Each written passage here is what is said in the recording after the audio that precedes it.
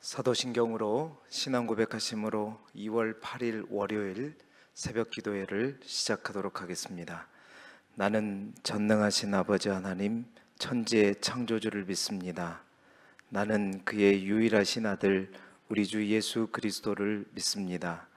그는 성령으로 잉태되어 동정녀 마리아에게서 나시고 본디오 빌라도에게 고난을 받아 십자가에 못 박혀 죽으시고 장사된 지 사흘 만에 죽은 자 가운데서 다시 살아나셨으며 하늘에 오르시어 전능하신 아버지 하나님 우편에 앉아 계시다가 거기로부터 살아있는 자와 죽은 자를 심판하러 오십니다.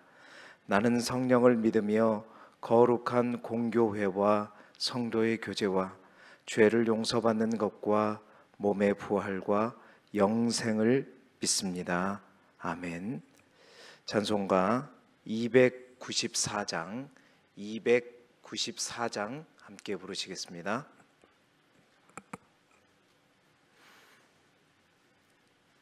찬송가 294장입니다.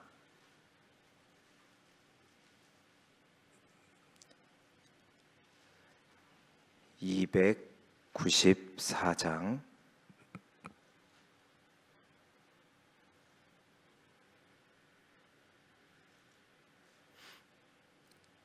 (294장) 하나님은 왜 아들을 주시는 데까지 세상 사람 사랑하니 참 사랑이로다.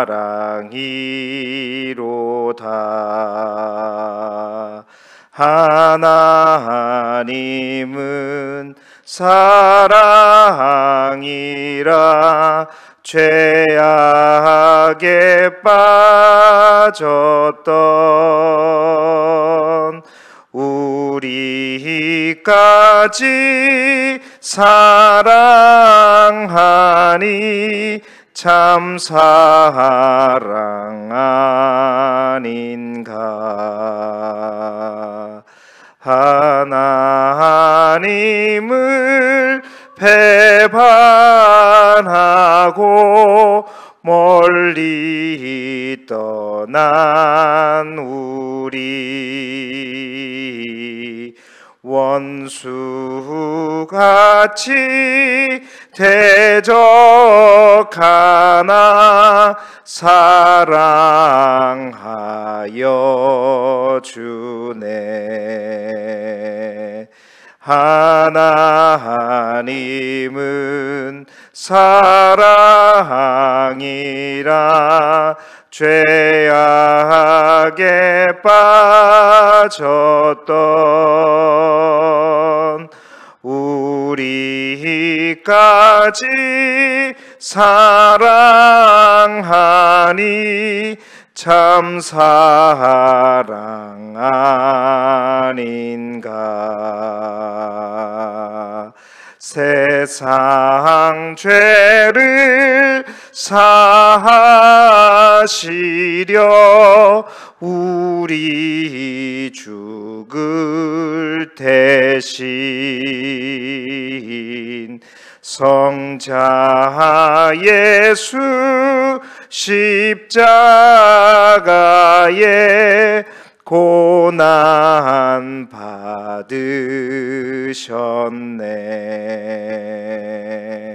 하나님은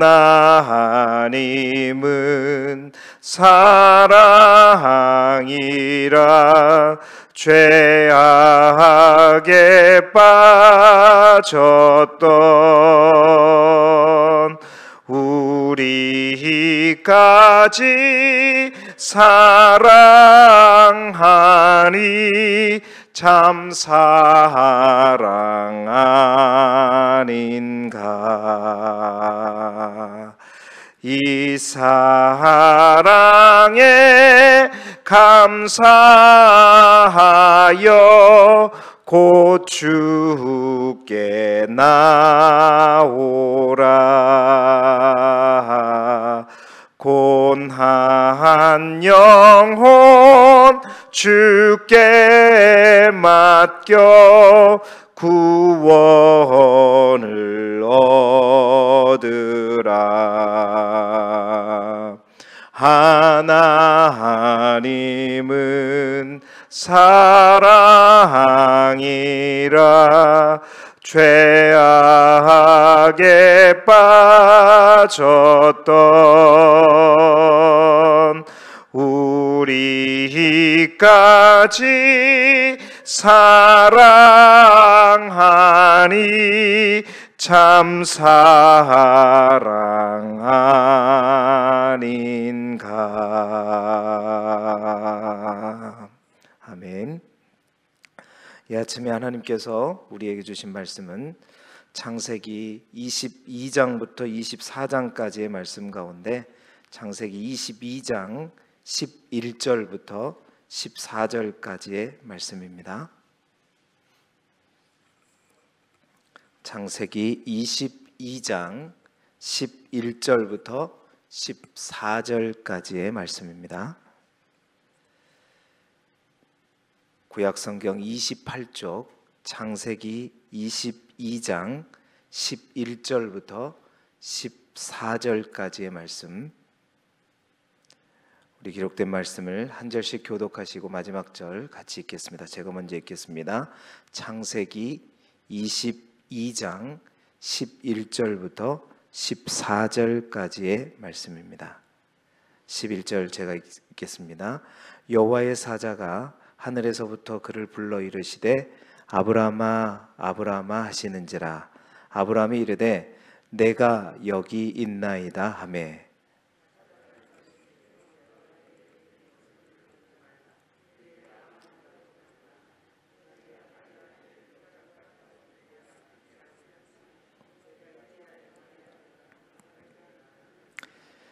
아브라함이 눈을 들어 살펴본즉 한 순양이 뒤에 있는데 뿔이 수풀에 걸려 있는지라. 아브라함이 가서 그 순양을 가져다가 아들을 대신하여 번제로 드렸더라. 그 땅 이름을 여호와 이레라 하였으므로 오늘날까지 사람들이 이르기를 여호와의 산에서 준비되리라 하더라. 아멘. 오늘은 창세기 22장부터 24장까지의 말씀을 우리가 읽어야 하는데요. 교재에 있는 제목대로 하나님의 친구가 된 아브라함, 하나님의 친구가 된 아브라함이라는 제목으로 말씀의 은혜를 나누겠습니다. 우리 교재에 나와 있는 동포인트 24쪽에 있는 포인트 우리 함께 먼저 읽고 시작하겠습니다. 포인트 함께 읽겠습니다. 시작. 요구사항 자체보다는 요구하시는 하나님께 집중하며 그분을 신뢰했던 아브라함은 하나님과 통하는 친구가 됩니다. 이제 아브라함의 믿음의 바톤이 이제 이삭으로 넘어가는 창세기 22장부터 24장까지의 말씀이 오늘 우리가 읽어야 할 말씀입니다. 하나님께서는 아브라함을 저 갈대아 우르에서 부르셔서 이제 하나님께서 직접 원하시는 그 나라의 기초를 아브라함으로부터 다져나가고 계십니다. 하나님께서 아브라함을 통해서 만들어 가시려는 나라에 있어서 가장 중요한 것은 무엇인가? 그것은 역시 두 가지입니다. 이전에도 말씀드렸던 것처럼 첫 번째는 어떻게 하면 이제 내가 세운 이 나라, 이 민족을 통해서 하나님께서 최초에 주셨던 그 명령대로 인간에게 생육하고 번성하고 땅에 충만하게 할 것인가, 요거에 대한 고민이고, 또 하나의 고민은 우리가 또 이거와 함께 또 가슴 아팠던 고민이 있었잖아요.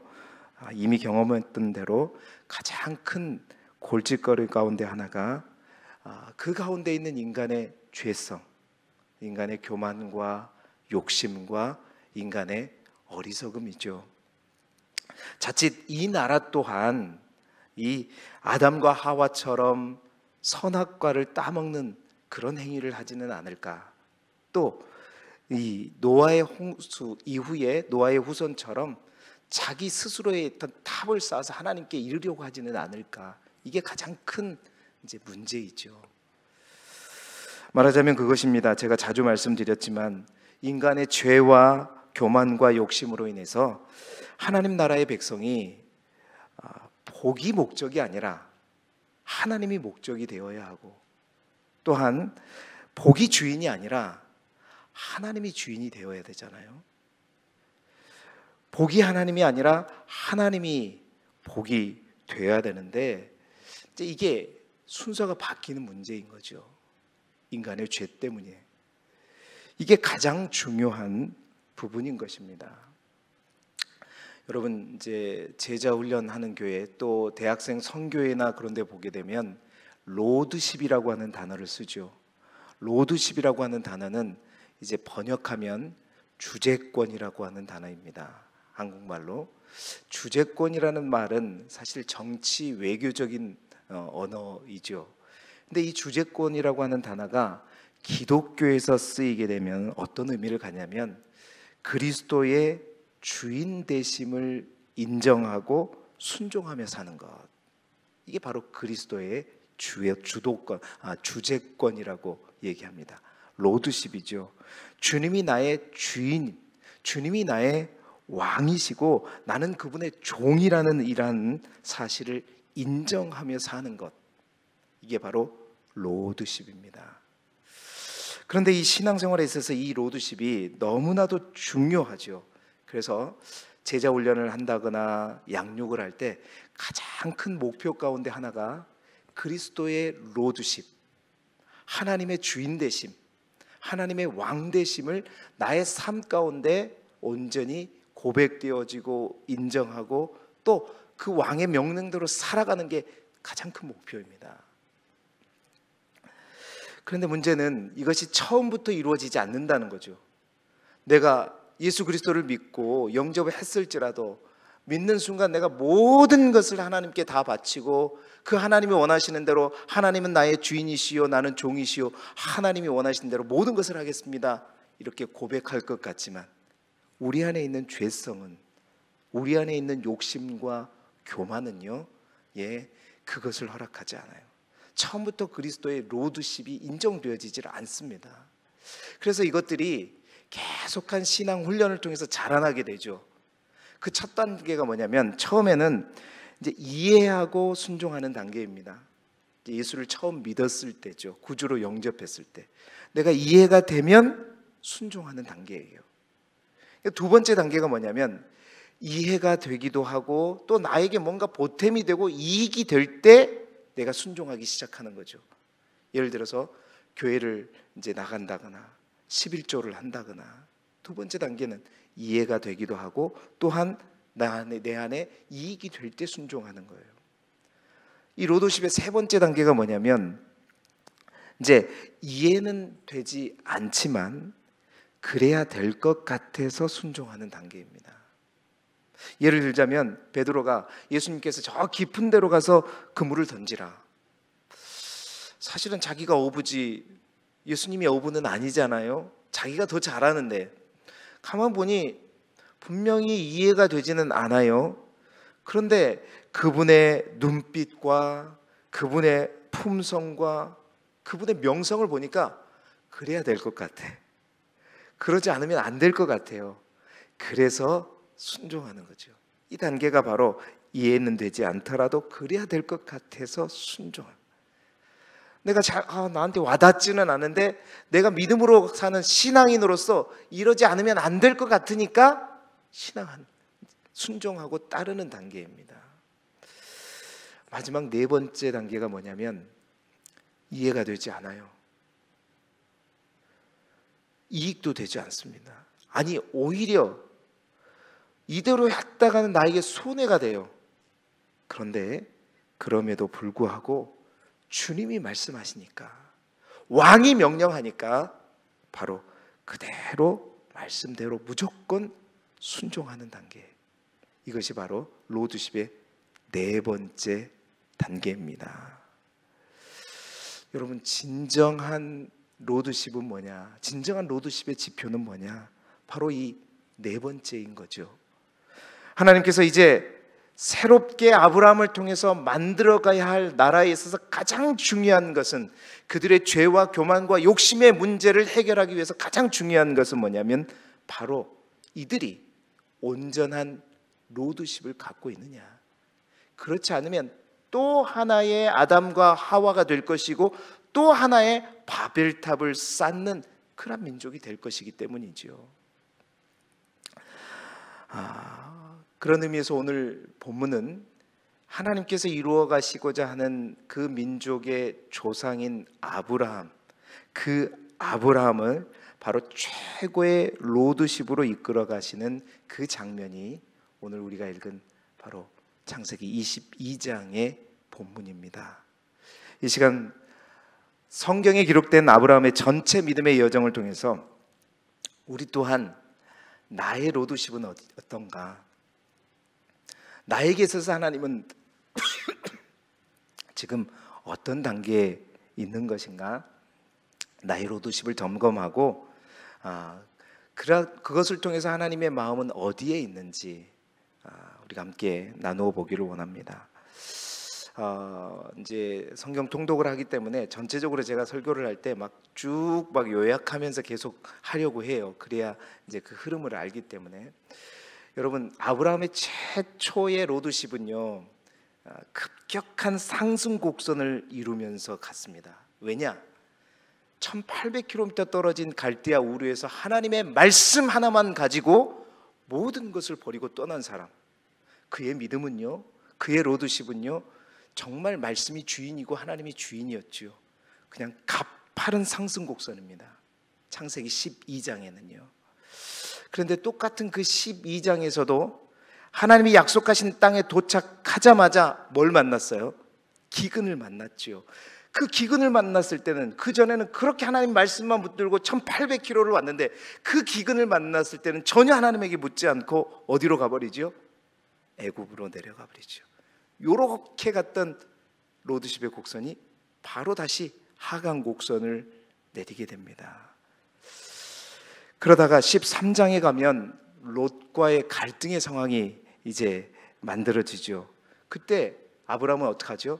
자신이 가진 모든 기득권을 내려놓습니다. 물론 이제 믿음에 의한 순종이라기보다는 믿음의 사람으로서의 그런 어떤 배려를 가졌기 때문에 이제 그의 로드십은 어떤 가파른 상승이라기보다는 내려가다가 이제 조금 완만하게 상승한다고 볼 수 있겠죠.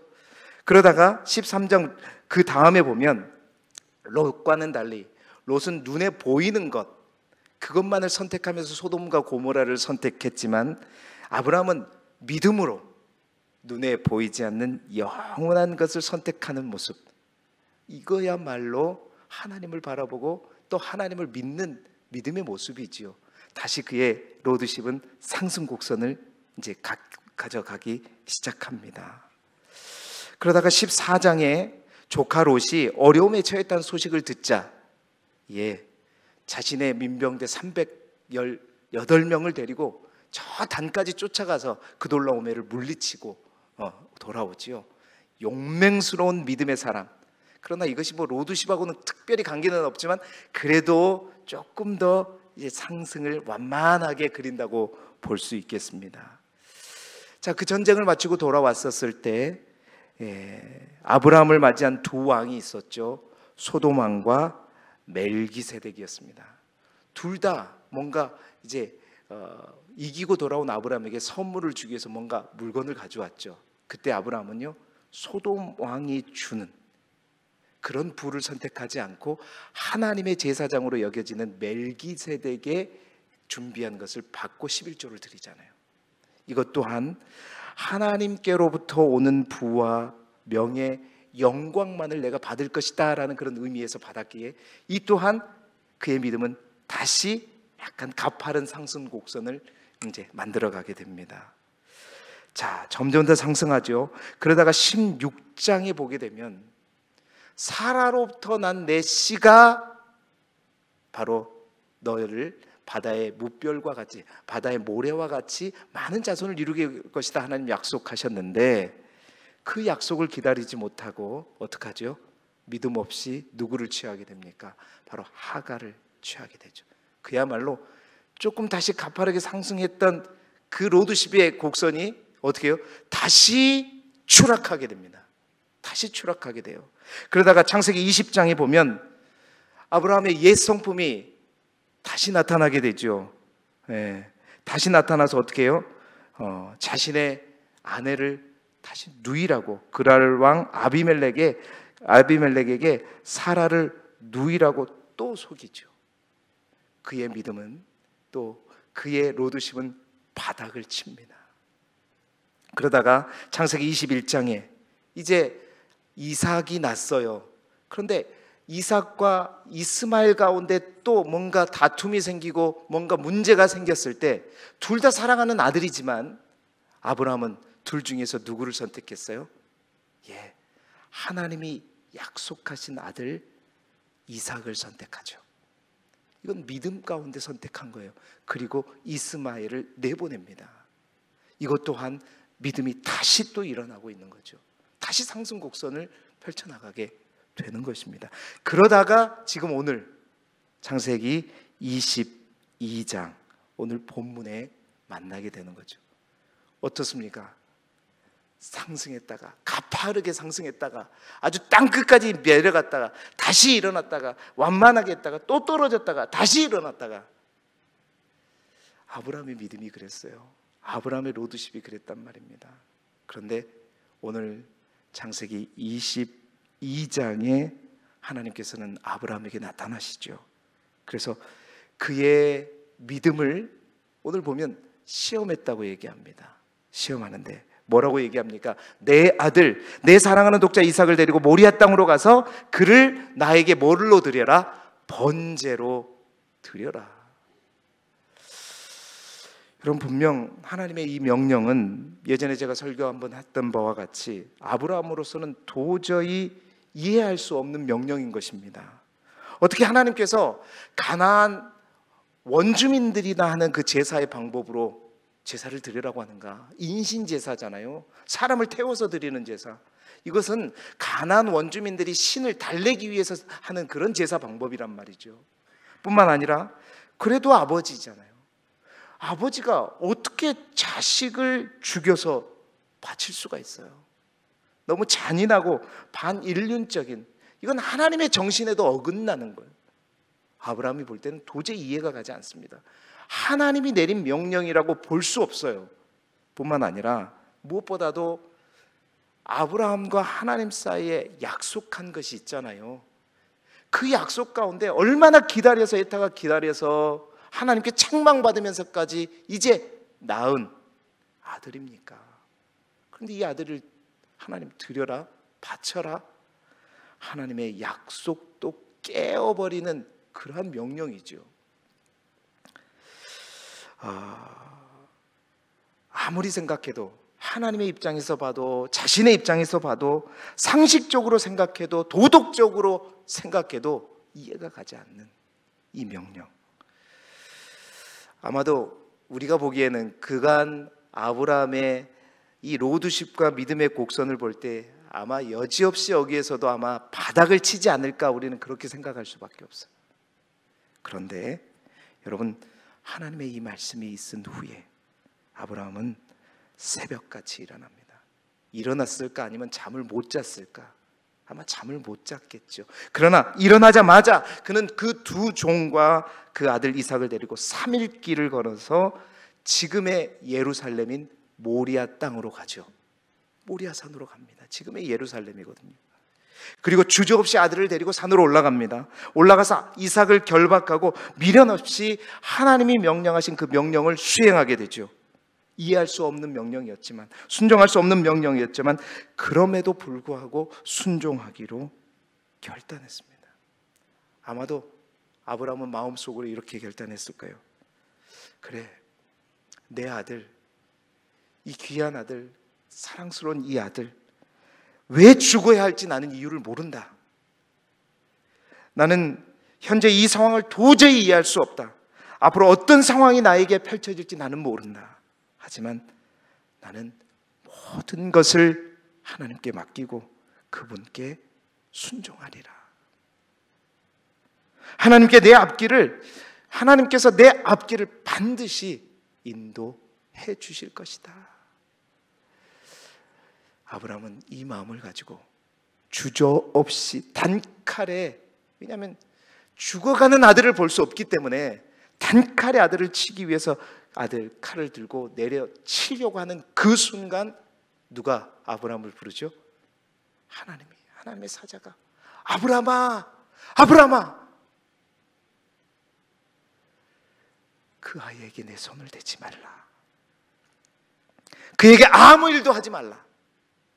내가 내 아들, 내 독자까지도 아끼지 아니하였으니 내가 이제야 네가 하나님을 경외하는 줄을 아노라. 내가 이제야 내가 나를 경외하는 줄을 알았다. 여러분, 이 말은 무엇입니까? 아브라함아, 이제 너를 향한 나의 모든 테스트는, 너를 향한 나의 모든 시험은 이제 끝났다. 나는 너의 답을 알았다. 이거죠. 아브라함의 이 믿음이 하나님을 감동시킨 것이고, 이제 아브라함의 이 믿음이 하나님께 인정받는 믿음이 된 거예요. 드디어 이때 아브라함의 나이가 115세입니다. 이때 믿음의 조상이요 순종의 조상이라고 하는 브랜드를 하나님으로부터 수여받게 되죠. 여러분, 몇 년이 걸렸을까요? 75세 때 하란을 떠나 가나안 땅으로 와서 115세니까 자그마치 40년 동안 그는 왔다 갔다 하면서 결국 이제 하나님께 인정받는 그 믿음의 단계까지 이르게 된 것입니다. 이러한 아브라함을 향해 하나님은 뭐라고 부르느냐? 너는 나의 친구다. 너는 나의 벗이다. 성경에서 3번 말합니다. 2번은 하나님께서 직접 말씀하세요. 너는 나의 친구다. 너는 나의 벗이다. 왜 하나님께서 그렇게 말씀하셨을까요? 아브라함의 아들 이삭을 위하여 온전한 번제로 모리아 산에서 드리려고 했던 것처럼 하나님은 당신의 아들 예수 그리스도를 그 아브라함의 후손인 온 인류를 위해서 바로 지금의 모리아 산인 예루살렘에서 당신의 아들을 이제 정말로 내어주시잖아요. 그래서 둘 다 모리아 산의 번제로 아브라함이 하나님과 서로를 위해 아들을 내어줄 수 있는 가장 소중한 것을 하나님께도 내어주고 하나님도 아브라함에게 내어줄 수 있는 그러한 관계, 그야말로 친구가 된 거죠. 그래서 하나님은 너는 나의 벗이다, 너는 나의 친구이다 말씀하게 된 겁니다. 사랑하는 성도 여러분, 우리 또한 아브라함처럼 하나님의 친구요 벗이 감이 될 수 있었으면 좋겠습니다. 오늘 이 아브라함의 믿음의 행적을 통해서 우리가 주의 음성 듣기를 원합니다. 아브라함처럼 하나님은요, 우리 또한 마찬가지입니다. 우리 또한요, 부르시고 선택하시고 그것으로 끝나지 않습니다.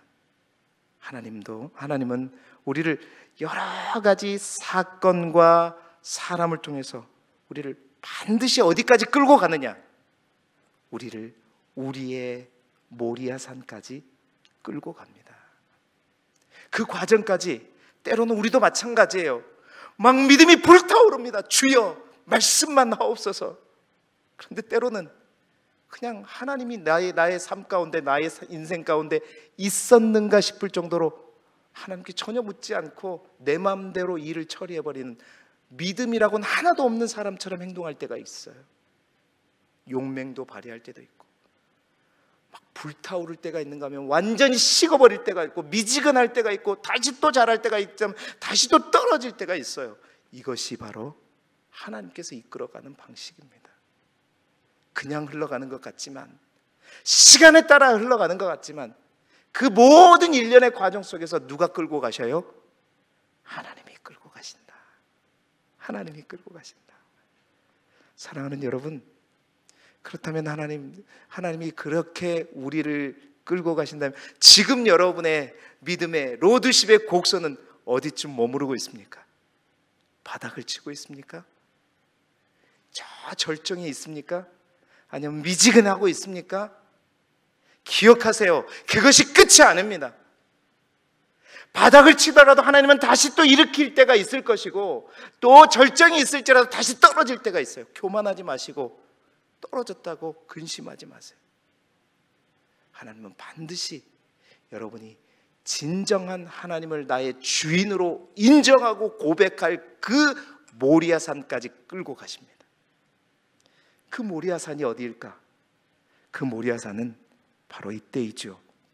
그 과정 가운데 나의 생각과 하나님의 명령이 충돌되고, 뭔가 하나님의 명령이 내가 도저히 이해할 수 없는 어떤 명령일 때, 하나님의 약속과 하나님의 명령이 충돌될 때, 여러분 어쩌면 바로 그때가 이제 마지막 하나님의 시험인 여러분의 모리아산일 수 있습니다.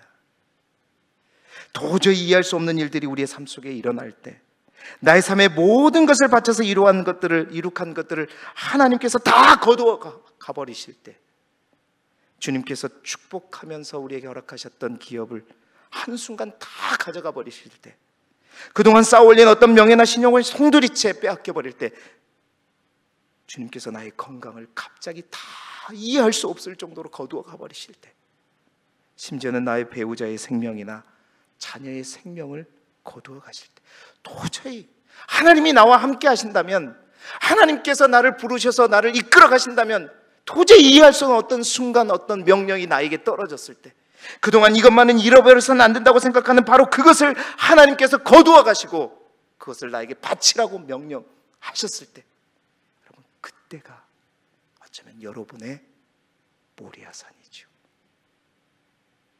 그때를 만났다면 여러분, 아브라함처럼 나는 모든 것을 하나님께 맡기고 순종하리라,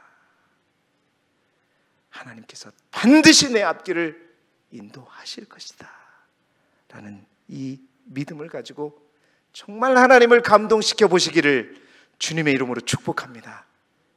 예, 그때 하나님은 여호와 이레가 될 거예요. 내가 생각하지 못한 양을 준비하듯 하나님께서 우리의 믿음을 시험하시고 다 준비해 도우실 것입니다.